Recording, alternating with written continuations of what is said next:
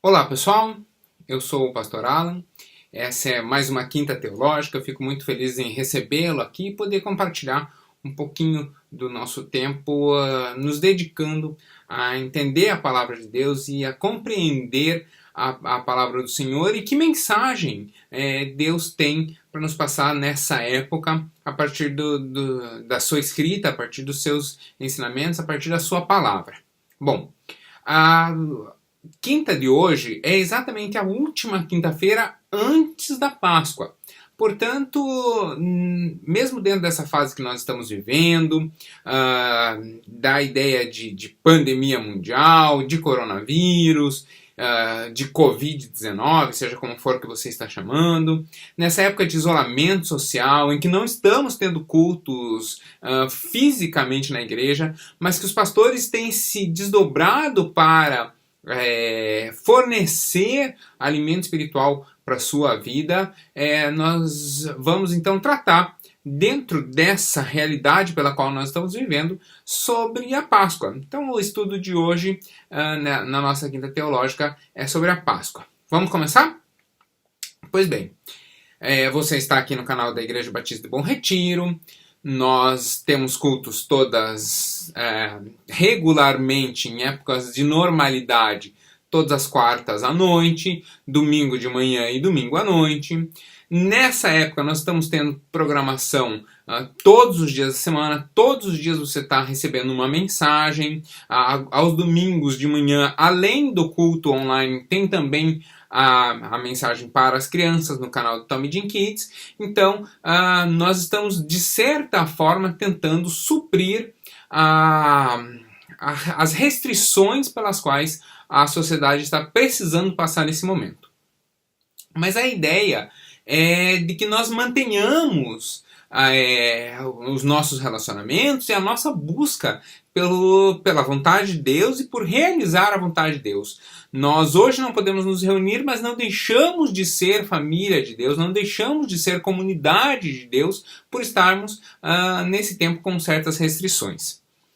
Dentro dessa ideia, a ideia de que nós não sabemos também quando vamos voltar, ela traz para nós um momento de escuridão.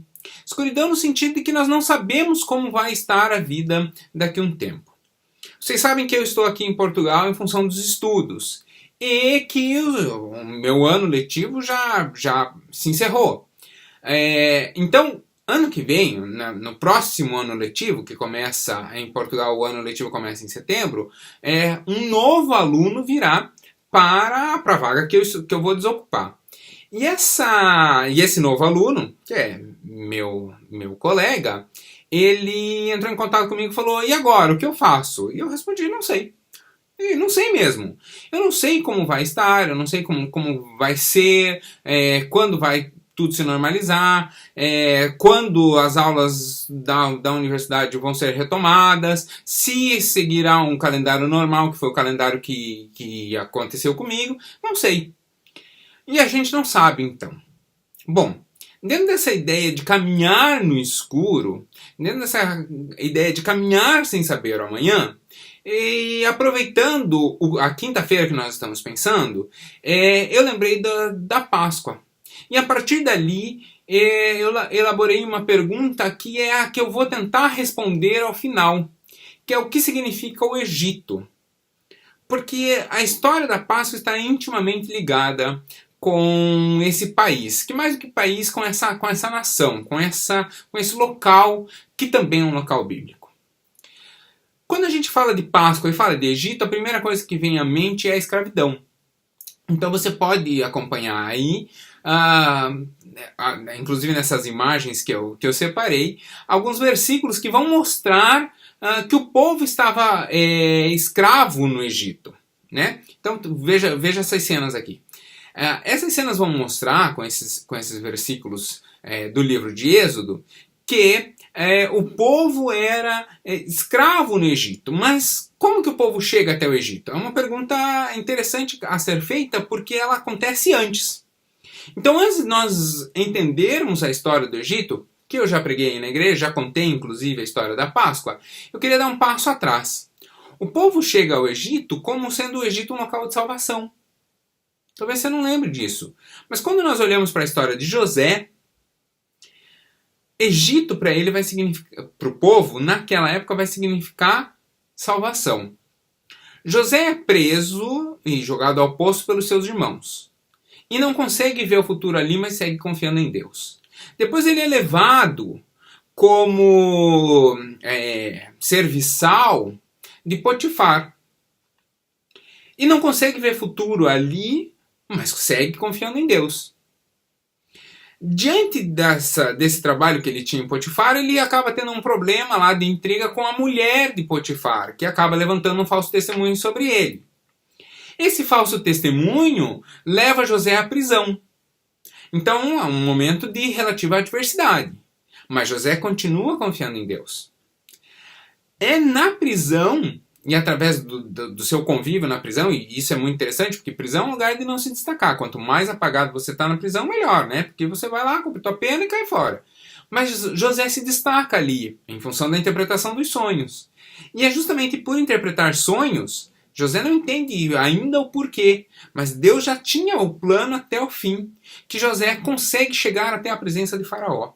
E aí interpretar o sonho das 7 vacas gordas sendo atacadas pelas 7 vacas magras, e as 7 vacas magras vencendo, né, sendo comidas. As vacas gordas foram comidas pelas vacas magras. José interpreta devidamente isso, e isso trouxe salvação, tanto para o Egito quanto para o povo de Israel.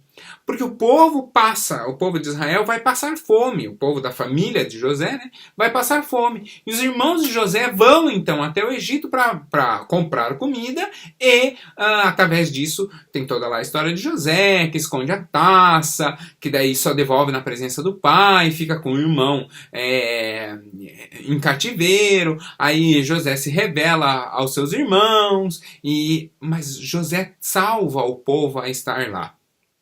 É justamente, então, no Egito que o povo vai encontrar a sua salvação. Isso é tão forte, mas tão forte, que Êxodo 23:9 vai trazer uma determinação para o povo com relação aos estrangeiros. Olha o que Êxodo 23:9 diz. Não maltratem os estrangeiros que moram no meio de vocês. Vocês sabem como sofrem por ser estrangeiros, pois vocês foram estrangeiros no Egito. Ou seja, Deus mostra, ei, o Egito alimentou vocês. Quando vocês eram estrangeiros, o Egito alimentou vocês. E vocês sabem que ser estrangeiro não é fácil. Portanto, aquele que for estrangeiro no seu meio, que seja respeitado, para vocês não pagarem com a mesma moeda aquilo que fizeram com vocês. Então o povo vai, depois, a Bíblia vai continuar dizendo que se levantou um faraó que não conhecia a história de José e por isso fez o povo de escravo. E aí vai se levantar então Moisés e vai ter toda a história então da Páscoa, que vocês já conhecem e que eu já contei aqui. Mas veja, é nessa transição do povo conhecer os planos de Deus, ou melhor, do povo não conhecer os planos de Deus, que é exercido o grande mistério do plano de Deus. As coisas não saem do curso nem da vontade de Deus. Hoje, olhar para essa história é muito fácil. Por quê? Porque nós temos o começo, nós temos o meio e nós temos o fim. Nós sabemos como Deus agiu na vida de José, como ele é preso pelos seus próprios irmãos, e isso vai levar depois à salvação de toda a sua família. Nós sabemos que o fato dele ter sido levado cativo até o Egito, né, como um escravo, como um serviçal, ser vendido como escravo, é o que vai conectar depois com seus irmãos. Nós sabemos também que é o fato de José estar numa posição de respeito como governador do Egito, que vai possibilitar a ele depois receber o seu povo para que eles não morram de fome nos anos de adversidade pelo qual estavam passando. Agora imagina, para José era muito fácil, na posição de governador do Egito, ser benevolente e receber bem o seu povo. A questão não está nele como governador, mas sim como estava o seu coração quando lá ele foi preso pelos seus irmãos. Como ele passa por essa adversidade, como ele passa depois pela adversidade de ser ilegitimamente ou indevidamente acusado, como ele passa pela adversidade de ser levado diante do faraó como alguém estranho à corte e obrigado a interpretar o sonho, e aí ele ainda se coloca ali para interpretar o sonho desafiando o faraó, porque a visão que se tinha de Faraó é que Faraó, dentro da mitologia egípcia, Faraó era, no mínimo, um filho vivo de Deus. E aí José chega e o Faraó lhe pergunta, então é você o rapaz que interpreta sonhos? E ele fala, não, eu não interpreto sonhos. E Deus, quando quer, me revela o que o sonho tem. O que o sonho significa? O que quer dizer o que a pessoa sonhou? Então eu não tenho poder nenhum. Quem me revela o significado do sonho é Deus. Então veja que José desafia ali a autoridade de Faraó, falando de um outro Deus na presença de Faraó. E ao falar desse outro Deus, José bota o Faraó em xeque. Porque o faraó ia confiar na interpretação de um escravo que invoca outro Deus? Bom, o plano de Deus não se encerrou. Deus não perdeu o controle. Então, o faraó conta-lhe o sonho, José interpreta o sonho e o mais importante de tudo, o faraó leva a sério a interpretação de José. Se você for olhar o trecho depois com calma, deixo ele de tarefa, isso, né, você pode ver lá a história de José do Egito, lá no livro de Gênesis, você vai ver que os intérpretes oficiais, digamos assim, do faraó, já haviam tentado interpretar o sonho. E por que é que Faraó, então, vai acatar a interpretação dada por José? Isso é porque Deus não perdeu o controle. Deus sabia que era necessário que o Egito, a grande nação que existia à época, o Egito fosse bem abastecido para que pudesse receber o povo de Israel que então estava passando por fome, ou que viria a passar por fome.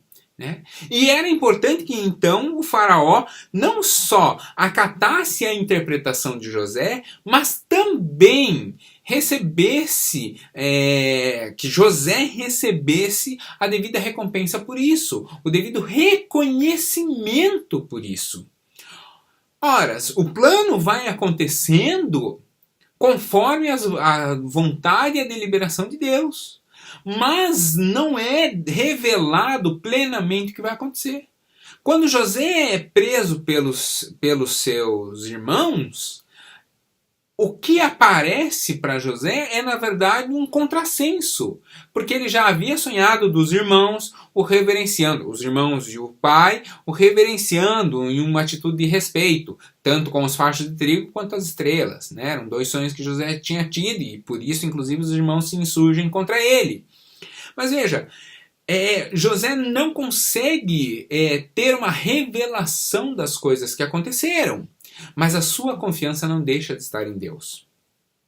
Pois bem, essa é a história que é a preparação do povo estando no Egito. Uma vez o povo no Egito, levanta-se um faraó que não conhecia a história de José, que faz do povo escravo e que os planos de Deus não deixaram de ser executados ali. Por quê? Porque esse rapaz, esse jovem faraó, que se levanta como então governante e que começa a assolar o povo, antes tinha recebido como meio-irmão um menino que tinha sido resgatado das águas. Então, é exatamente esse faraó que tem um meio-irmão, ou um primo, como quiser denominá-lo, que vai depois ter revelado a sua identidade hebreia. Estou falando de Moisés. É nessa conexão que Moisés passa a ter livre acesso ao faraó, para daí poder proclamar a libertação do povo e poder buscar a libertação do povo. Que não acontece porque Deus endurece o coração do faraó. Isso é tema para um outro estudo, mas Deus endurece o coração do faraó. As pragas são reveladas até a última praga, então, é a grande passagem. E aí começa, então, a grande festa da Páscoa judaica. O que é a festa da Páscoa judaica? Bom, a Páscoa judaica, chamada de Pessach, ela é exatamente o processo de passagem, Páscoa significa isso, passagem, do Espírito sobre as casas sobre as casas do Egito. E as casas que estavam devidamente pintadas nos seus umbrais, com sangue nos umbrais, devidamente pintadas com sangue de cordeiro nos umbrais, demonstrava que ali o primogênito estava protegido e demonstrava que ali havia alguém do povo de Deus e, portanto, ali o espírito da morte não ia atacar o primogênito. E nas casas em que isso não havia, então acontece a morte do primogênito. Né? Então, além das outras pragas, nós vemos que a passagem, o grande efeito da Páscoa é exatamente isso. O passar por um período de adversidade, e aqui vou lembrar o salmista, né, que é o passar pelo vale da sombra da morte, porque a sombra da morte passou sobre todo o Egito, o espírito da morte passa sobre todo o Egito, e aqueles que estavam lavados sob o sangue do Cordeiro, aqueles que estavam marcados sob o sangue do Cordeiro, aquelas casas que estavam marcadas com o sangue do Cordeiro, essas casas então são protegidas. A passagem do Espírito, as casas são protegidas, a morte não vence, né? Passa-se pelo vale da sombra da morte e não sofrem mal nenhum, tal qual o salmista relata depois. Então, é essa passagem pela qual o povo passou que vai acontecer a Páscoa judaica. Ok, mas a Páscoa não é só judaica. A Páscoa ela tem também um reflexo no Novo Testamento. Vamos ver? Cerca de 1445 anos depois da Páscoa judaica, a tradição do jantar de Pessach, a tradição do jantar de Páscoa, de comer o carneiro, de comer as ervas amargas, né? E toda aquela tradição da água com sal, que eu já expliquei, inclusive, em um culto aí na igreja. Aquela tradição se mantém. Jesus como bom judeu, reúne os seus discípulos, reúne a sua família espiritual, reúne a sua pequena congregação, o seu pequeno grupo, reúne a sua célula, reúne os seus mais chegados, e com eles Jesus celebra a Páscoa. Jesus cumpre essa tradição, né? E realiza ali uma ressignificação, que inclusive nós celebramos domingo passado. Ela, ali no fim da ceia de Páscoa, com todos os elementos, tinha carneiro, tinha ervas amargas, tinha tudo. No começo da ceia, Jesus partilha o pão. E ao fim da ceia, Jesus partilha o cálice. No começo da ceia, Jesus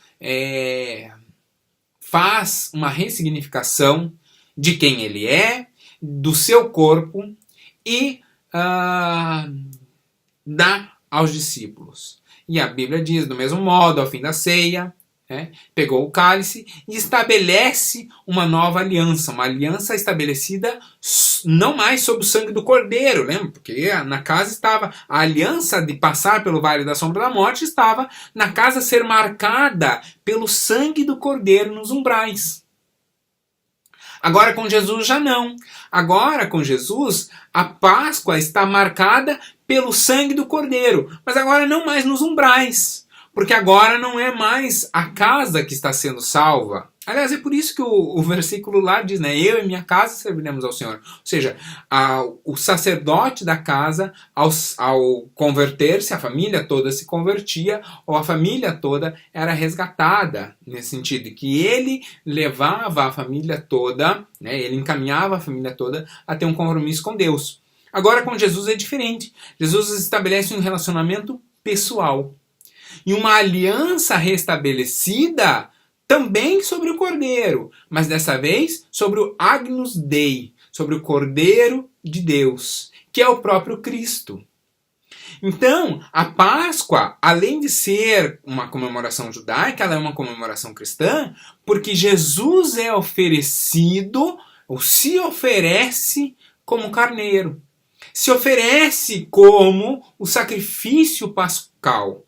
Né? Como aquele que seria morto no Calvário para que os seus sejam resgatados. Ou seja, para aqueles que, assim como lá no Egito, quando o espírito da morte passa sobre o Egito, aqueles que estavam na casa marcada pelo sangue, Jesus marca o coração dos seus com o seu próprio sangue, com a aliança restabelecida lá na ceia que nós lembramos no último domingo, e aí Jesus então resgata os seus dessa maneira. Jesus é morto no Calvário justamente para isso, para que estas pessoas que se valem do sangue de Cristo tenham vida e vida em abundância. Por quê? Porque ali era o sacrifício do carneiro perfeito, do devido carneiro enviado pelo próprio Deus. Mas a história não termina na sexta-feira. A história não termina na sexta-feira por uma questão muito séria. A morte de Jesus na sexta-feira, ela vai propiciar, ou ela vai ocasionar a ressurreição de Jesus no domingo. Ao ressuscitar no domingo, Jesus vai além do compromisso estabelecido. Ou seja, Jesus dá um passo além. Os planos de Deus se realizam no seu ponto alto de vencer o pecado, se realizam na sexta-feira. E a partir da sexta-feira vem a redenção, vem a glória estabelecida por Deus a partir do domingo. Mas espera aí, entre a sexta-feira e o domingo há um dia, há o sábado. Há um período ali de obscuridade. E é aí que nós fechamos o ciclo de hoje. Por quê?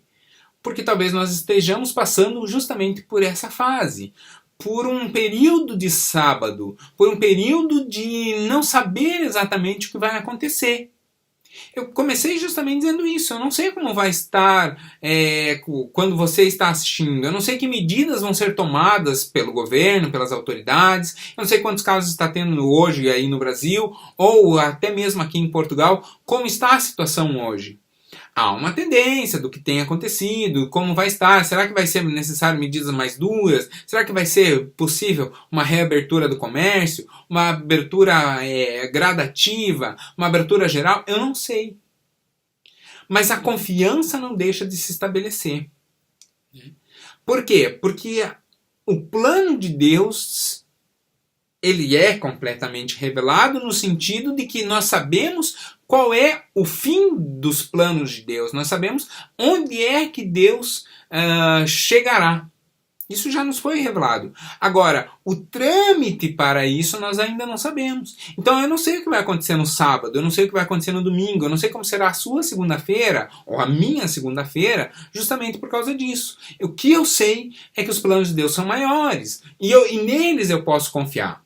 Olha o que diz Efésios 3, versículo 20. Aquele que é capaz de fazer infinitamente mais do que tudo que pedimos ou pensamos, de acordo com o seu poder que atua em nós. Essa é a descrição de Deus. Deus é aquele capaz de fazer infinitamente mais. Ou seja, Deus é capaz de fazer infinitamente mais do que aquilo que nós estamos vendo. E isso, o nome desse caminhar sem ver exatamente o que vai acontecer no próximo passo, qual é a cena do próximo capítulo, isso é fé. É a firme convicção das coisas que não se veem. Essa mensagem ela já está gravada desde o profeta Isaías. Veja só o que o profeta Isaías disse no capítulo 55, versículos 8 e 9. O Senhor Deus diz: os meus planos não são como os seus planos, e eu não ajo como vocês agem. Assim como o céu está muito acima da terra, assim os meus pensamentos e as minhas ações estão muito acima dos seus. Ou seja, os planos de Deus para chegar onde Ele determinou, para chegar à glória total de Cristo Jesus, que já está estabelecida lá no livro de Apocalipse. Até esse momento, os passos que Deus vai determinar e vai permitir dentro da humanidade, Ele conhece e sabe como realizá-los. Mas assim como José não sabia o que fazer quando foi preso pelos seus irmãos, ou não sabia o que fazer quando foi acusado injustamente pela esposa de Potifar, assim como José não sabia se já havia chego ao ponto alto quando se torna governador da casa de Potifar, ou não sabia se havia chegado ao seu ponto alto quando chega a governador do Egito, ou não sabia se a vinda do povo para o Egito seria permanente ou depois seria necessária a fuga ou não. José confiou o tempo todo em Deus. E Deus cuidou do seu povo. E Deus cuidou do povo de José. José não viveu o suficiente para ver o povo saindo e voltando à terra prometida, né? Mas os seus ossos foram levados. Ou seja, ele é respeitado pelo povo até então. Talvez nós estejamos passando por um período justamente de uma pequena obscuridade, por um período de transição, talvez por um período em que nós não estamos vendo o além. Mas, em momento algum, Deus deixou de ter o controle, Deus deixou de manifestar a sua soberania. Pelo contrário, a soberania de Deus tem cuidado em todo o tempo. E quanto mais nós tenhamos isso na nossa mente, e principalmente no nosso coração, mais tranquilamente nós passaremos por isso. O túmulo vazio do domingo lá de Jesus, ele vai nos demonstrar justamente isso, de que a cada dia a nossa esperança e as misericórdias de Deus devem ser renovadas. Por quê? Porque os planos de Deus são maiores.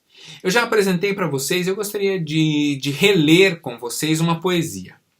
Essa poesia ela não foi escrita por mim, ela não foi escrita em português, ela é uma poesia hebraica que é recitada na Páscoa judaica, no Pessah, que significa, que tem um nome, já nos seria suficiente, ou isso nos bastaria, que é chamada de Dayenu, né? A palavra Dayenu é justamente isso, nos seria suficiente, ou nos bastaria.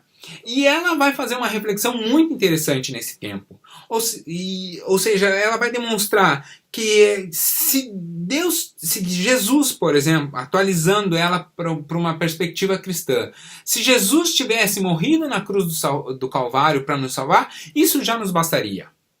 Mas Jesus fez mais, porque ressuscita no domingo. Se o povo tivesse sido simplesmente retirado do Egito, isso bastaria. Mas Deus fez mais. Então ela vai relembrar as boas memórias. Ela vai relembrar os bons feitos de Deus para com o povo. Olha que linda que é essa poesia. Você pode ler comigo já aqui a sua tradução, né? Que diz assim: se ele tivesse afogado nossos opressores dentro dele e não tivesse provido nossas necessidades no deserto, por 40 anos, Dayenu, já nos bastaria. Se ele tivesse provido nossas necessidades no deserto, por 40 anos, e não nos tivesse alimentado com o maná, Dayenu, Já nos bastaria. Se ele tivesse nos alimentado com maná e não tivesse dado um dia para celebrá-lo, ou Shabat, Dayenu, isso nos bastaria. Se ele nos tivesse aproximado no Monte Sinai, mas mesmo assim não tivesse dado os seus mandamentos, ou não tivesse nos dado a Torá, Dayenu, isso nos bastaria.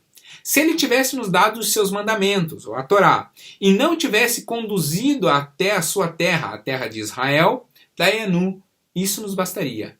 Se ele nos tivesse conduzido até a terra de Israel e não nos tivesse construído a casa eleita, o templo do Senhor, Dayenu, isso nos bastaria. Mas não, Deus em todo o tempo para com o seu povo, Deus fez algo além daquilo que era o mínimo necessário. Isso não tem sido cessado, pelo contrário, isso tem sido permanente. Li para vocês Efésios. Efésios está justamente dizendo isso. Deus faz infinitamente mais. Deus está o tempo todo nos dando a oportunidade de alcançarmos algo maior ainda do que simplesmente a salvação, o que já seria algo tremendo, incrível e suficiente para nós. Deus nos leva a um lugar ainda mais elevado. Deus nos leva a uma porção ainda mais preciosa da sua vontade. Deus nos leva a uma posição ainda mais elevada dentro do seu grande plano. Portanto, nos achegarmos a Deus é vivermos uma vida ainda mais do que plena, mais do que salva. Por isso que nós somos mais do que vencedores por aquele que nos amou. Nós nem entramos na competição para ganhar ou não. Cristo já competiu, Cristo já levou sobre si, Cristo já venceu essa batalha. Cabe-nos agora simplesmente sermos ferramentas nesse plano e vivermos plenamente aquilo que ele conquistou na cruz por nós. E a partir daí sermos ferramentas e instrumentos na mão de Deus. A grande redenção de Deus, a grande Páscoa do Senhor, o grande restabelecimento do povo se dá justamente nisso. Veja, o povo do Egito, o povo hebreu, é salvo pelo sangue, olha a história deles, é salvo pelo sangue, pela passagem do espírito da morte, é salvo pelo sangue, é levado ao deserto e, como diz o poema, em todo instante Deus foi renovando o seu cuidado. E há N exemplos disso. Em todo instante Deus foi renovando seus cuidados para com o povo. E em nada deixou faltar ao povo. E o povo sempre foi cuidado e sempre foi abençoado. E aí vem a grande hora do Cordeiro de Deus cumprir a sua vontade. Ou seja, Cristo Jesus vem para a Páscoa final, para o sacrifício maior, para a redenção completa da humanidade. E é justamente nessa redenção que restabelece uma aliança com o povo, dessa vez uma aliança estabelecida sobre o seu sangue, e a partir dali nós caminhamos então dentro da perspectiva da Páscoa cristã, ou seja, olhando para a cruz, olhando para Jesus, mas lembrando que a história não termina na sexta-feira, mas ela chega no domingo. Para a glória do Senhor, nós damos um passo além da limitação. Nós passamos pelo vale da sombra da morte sem sofrer mal nenhum, porque o Cristo morre, mas ressuscita. E ao ressuscitar nos dá essa possibilidade também. Portanto, cabe tão somente a nós duas atitudes. A primeira é crer. E a partir do crer, caminhar. O segundo passo, caminhar dentro, buscando o tempo todo a vontade de Deus. E vai haver momentos de sábado, vai haver momentos entre a sexta e o domingo. Há momentos, como provavelmente o que vivemos hoje, em que nós não vamos ver exatamente o que vai acontecer. Não há problema nisso, porque como aconteceu em todos os momentos de silêncio, como acontece em todos os momentos em que o futuro é escuro ou obscuro, como acontece em todos os momentos em que nós não sabemos exatamente como vai ser, em todos os momentos a vontade de Deus vai se mostrando paulatina. Eu espero honestamente que daqui a algumas décadas, quando o seu neto estiver conversando contigo e perguntar para você como foi a década de 2020, ele vai dizer assim: vou lá naquela época de 2020, como foi que vocês passaram por essa história? Você tem a tranquilidade de dizer: olha, eu passei por essa o tempo todo confiando em Deus. Por quê? Porque aí você vai poder olhar para trás e olhar como hoje nós olhamos a história de José. Entender por que as coisas estão acontecendo, entender por que Deus tem feito o que tem feito e entender como isso mudou. Talvez o seu relacionamento com o próximo, talvez o seu relacionamento com a igreja, ou muito provavelmente, e esse é o grande desejo nosso, que isso tenha mudado para melhor o seu relacionamento com Deus. Essa é a hora de escuridão, de não estarmos vendo o futuro, e portanto é a hora em que a nossa fé ela vai ser ainda mais fortalecida. Hoje não é a hora de ter a nossa fé abalada, pelo contrário, é a hora da nossa fé se fortalecer ainda mais. Esse é o grande desejo meu para o seu coração. Vamos orar? Senhor, eu te agradeço porque o Senhor se colocou como Cordeiro de Deus, porque o Senhor nos enviou a Cristo Jesus para morrer na cruz em sacrifício em função do meu pecado. Que a minha vida seja banhada pelo sangue do Cordeiro e a partir daí eu possa me achegar diante do Senhor como Jesus se achega, ouvindo que sou um filho amado e importante para o Pai. Peço que o Senhor esteja acalmando o coração em cada uma dos momentos em que não vemos o futuro e por isso temos qualquer titubear. Que nós possamos confiar plenamente no Senhor, sabendo que o Senhor tem sua mão poderosa estendida em nosso favor. Tem cuidado de nossa casa, tem cuidado de nossa família e tem cuidado dos nossos.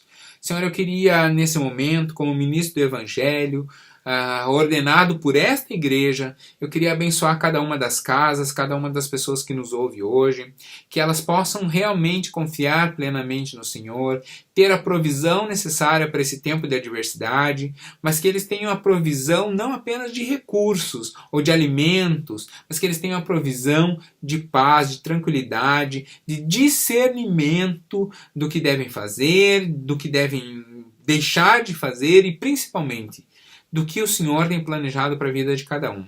Restaura o relacionamento de cada um consigo, para que eles possam se achegar ainda mais a Ti e ouvir ainda mais a Tua vontade ao nosso coração.